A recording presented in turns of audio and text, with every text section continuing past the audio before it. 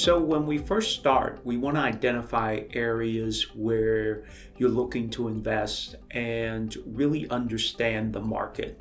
You don't want to be in an area, as we would call it, management intensive, that requires a constant vigilance over the property. You want something that can be somewhat turnkey. At the same time, you want to make sure that it's an area that is very stable. So the first thing I look at is the location of the property. The second thing I look at is the potential rents that I would get for that property. And then the third thing I look at is the return. The return is really the big factor, because ultimately it dictates what you're willing to pay for the property.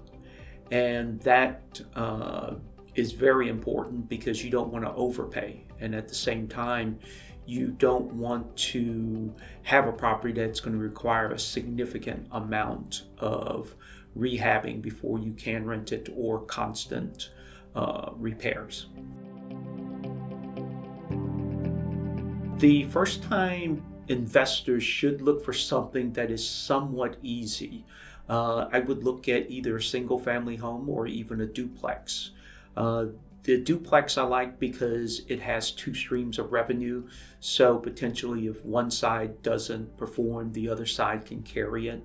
I think the duplex is a good start for you.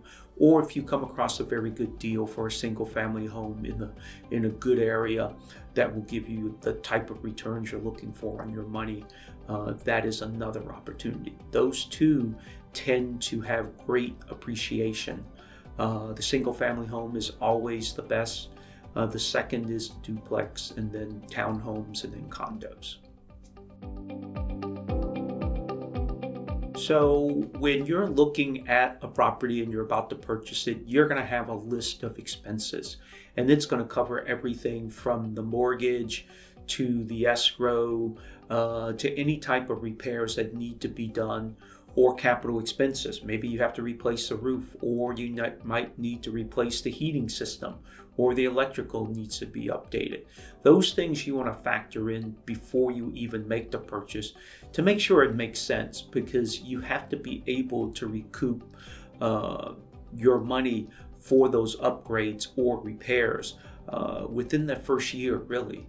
So unless you're very skilled at it, if you run across a property that needs a lot of repairs and it's your first one, I would say tend to stay away from it, because in most cases you're opening up a can of worms and you don't really know what else you're going to have to repair.